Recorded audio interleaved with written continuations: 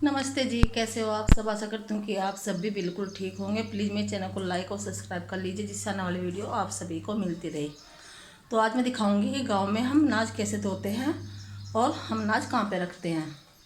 तो हमने ना इन दोनों टंकी में नाज भर रखा है, इस वाली में भी और इस वाली में भी। तो मुझे इसमें से टंकी में से नाज निकालना है और ड्राम में रख रखा मैंने वहाँ पे नीला, उसमें डाल के फिर धोऊंगी कि हम नाज को धोकर पिसवाते हैं।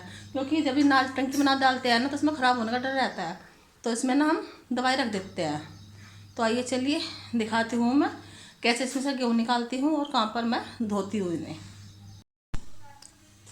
तो यहाँ पर मैंने टंकी है जो, इसका मुँह खोल दूँगी यहाँ से। तो इसके नीचे रख दिया है मैंने तसला। तो एक तसला गेहूँ जो थी मैं ड्राम में डाल आई हूँ, थोड़ी सी गेहूँ थी वो गिर गए थे नीचे। तो इसका मुँह खोलकर मैं इसमें से गेहूँ निकालना शुरू कर दूँगी। तो इसमें गेहूँ निकाल के फिर ड्राम में डालकर धोने हैं।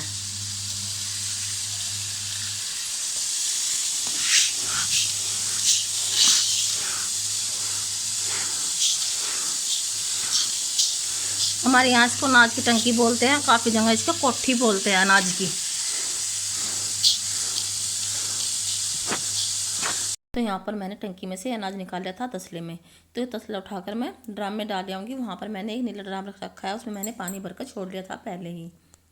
एक ड्राम में मैं 3 तसले गेहूँ धोती हूँ, तो 3 तसले गेहूँ में ना एक हाड़ा बन जाता है, यानी 6-7 दड़ी गेहूँ आराम से हो जाते हैं। तो आइए चलिए दिखाती हूँ मैं गेहूँ कैसे धोती हूँ। तो यहाँ पर मैंने ड्राम में पहले ही पानी भरकर छोड़ लिया था, तो उसे मैं अच्छी तरह से नीचे तक का, तली तक का जो गेहूँ है दोनों हाथ से रगड़ कर अच्छी तरह से मसल लूँगी। जो इसमें थोड़ी बहुत मिट्टी होगी वो घुल जाएगी, और जो इसमें कूड़ा है ना थोड़ा बहुत वो ऊपर आ जाएगा पानी के। तो फिर मैं ड्राम को थोड़ा सा निढ़ा कर, यानी कि कोड़ा करके, इसमें जो पानी है वो सारा निकाल लूँगी। जो कूड़ा है वो सारा बाहर चला जाएगा नाली में निकल कर। वैसे तो मैं छाछ से भी अनाज साफ कर लेती हूँ, क्योंकि अब जब धूप होनी शुरू हो गई है बहुत ही कैडी। तो यहाँ पर जो अनाज था वो मैं धोकर ही इस्तेमाल करूँ, क्योंकि हमारे अनाज में ना दवाई रखी हुई है। यहाँ पर इतने सारे गेहूँ धोने थे, तो आप सभी ये सोच रहे होंगे इतने सारे गेहूँ और इतने सारे गेहूँ में जो कचरा निकलता है वो कैसे साफ करेंगे। तो यहाँ पर मैंने समरसेबल से ड्राम में पानी चला लिया था, जो इसमें कूड़ा है वो भीग कर पानी में ऊपर आ जाएगा। ड्राम में पानी में ऊपर किनारे तक का भर लूँगी, क्योंकि किनारे तक का पानी भरने के बाद में जो इसमें कूड़ा है वो ऊपर आ जाएगा और जो गेहूँ है वो तली में बैठ जाएंगे। तो यहाँ पर देखिए पानी में गेहूँ घुमाने से जो कूड़ा है इसमें एक साइड में इकट्ठा हो जाएगा। अच्छी तरह से मैं इन्हें रगड़ कर साफ कर लूँगी, क्योंकि जो बरीक बरीक खेत में से मिट्टी आती है वो गांठ जो रहती है उनकी वो पानी में ऐसे नहीं घुलती, क्योंकि अगर नहीं रगड़नेंगे तो वो नहीं घुलेगी। तो यहाँ पर देखिए जो कूड़ा था इसमें गेहूँ की डुंडल बोलते हैं, तो वो ऊपर आ गई है। तो इन्हें मैं पानी को इसमें से निकाल दूँगी, फिर दूसरा पानी है वो डाल लूँगी। लगभग 3-4 बार मैं ऐसे ही ड्राम में पानी डालकर गेहूँ को अच्छी तरह से साफ कर लूँगी।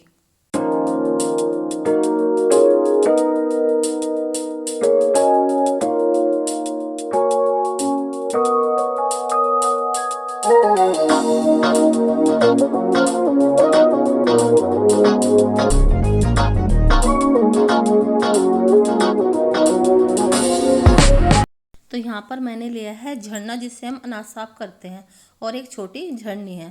तो ड्राम में से उस छोटी झरनी से जो गेहूँ है मैं इस झरने में निकाल लूँगी। इसके नीचे मैंने झरने के एक बाल्टी रख दी थी, जो पानी है वो झरने से नीचे निकल जाएगा, वो बाल्टी में इकट्ठा हो जाएगा।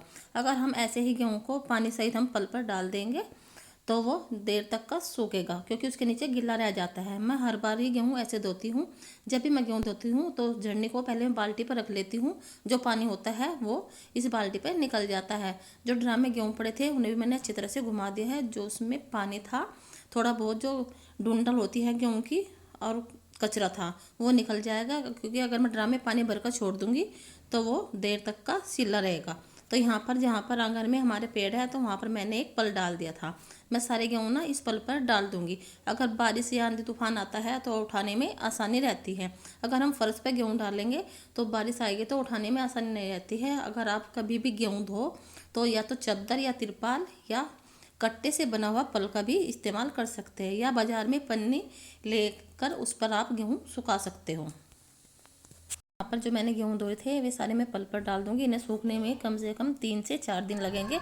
अगर हम थोड़े से भी सीले गेहूँ रख देंगे तो इनमें कीड़े पड़ने का डर रहता है। तो यहाँ पर मैंने ज़्यादा गेहूँ नहीं धोए हैं, सिर्फ एक ही कट्टे के गेहूँ धोए हैं, क्योंकि अब गर्मी शुरू हो गई है। तो मैं जब भी हमें इस्तेमाल करना होता है तो मैं जब भी 3 तसले गेहूँ धो लेती हूँ।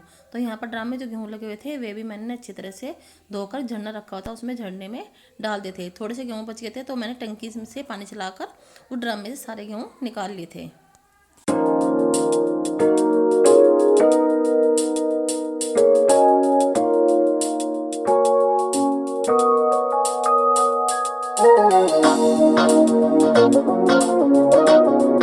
जो ड्राम था वो मैंने धोकर अच्छी तरह से साफ कर दिया था। जो ड्राम के गेहूँ थे वो मैंने इस झरने में निकाल दिए थे।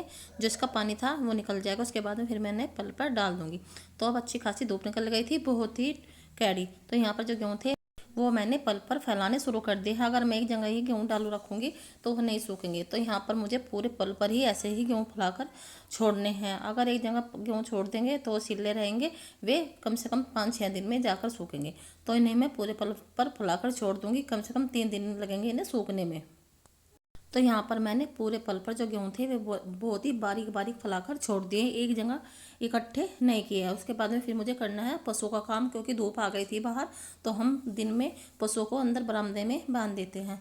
तो उसके बाद में फिर मैं यहाँ पर लग गई थी झाड़ू लगाने के लिए, क्योंकि बहुत सारा जो गोबर मिट्टी हो रही थी तो वो वहाँ पर मैंने सूखा कर दिया था। जो कूड़ा था वो एक साइड में मैंने इकट्ठा कर दिया था, क्योंकि अगर हम पशुओं को ऐसे ही बांध देंगे तो वे दोबारा फिर गोबर पर बैठकर बहुत बुरी हालत हो जाती है उनकी। तो यहाँ पर सबसे पहले मैं झाड़ू लगा कर साफ करूँगी, उसके बाद में ही सारे पशुओं को बांधना यहाँ पर शुरू करूँगी। क्योंकि बाहर धूप हो गई थी बहुत ही कड़ी, क्योंकि अब जब गर्मी होनी शुरू हो गई है तो हम 10 या 11 बजे के करीब इन्हें पशुओं को अंदर बांध देते हैं। फिर शाम के टाइम कम से कम 3 या 3:30 के आसपास इन्हें बाहर घास कर देते हैं बाहर वाली खोर में, तब इन्हें बाहर बांधते हैं। तो यहाँ पर जो सूखा रेता था वो मैंने इनके पैरों के पीछे कर दिया था, जहाँ पर थोड़ा बहुत गिल्ला हो रहा था।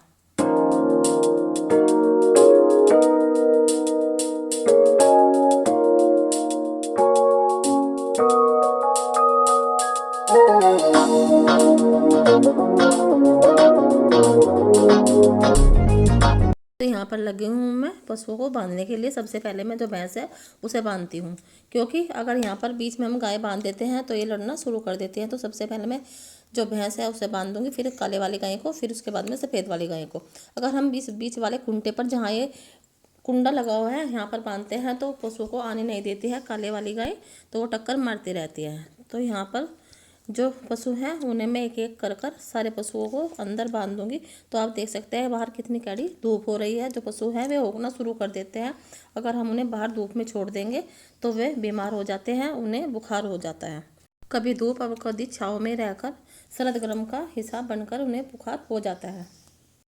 तो यहाँ पर जो पशु बाहर बंधे हुए थे, क्योंकि अब गर्मी होनी शुरू हो गई है, तो मैंने इन्हें अंदर पानी पिला पिला कर यहाँ पर छाया में बांध दिए हैं। पहले भैंस बांधी थी, फिर ये गोरी गाय, उधर काले वाले गाय और कटड़ा भी, क्योंकि गर्मी मारने लगते हैं।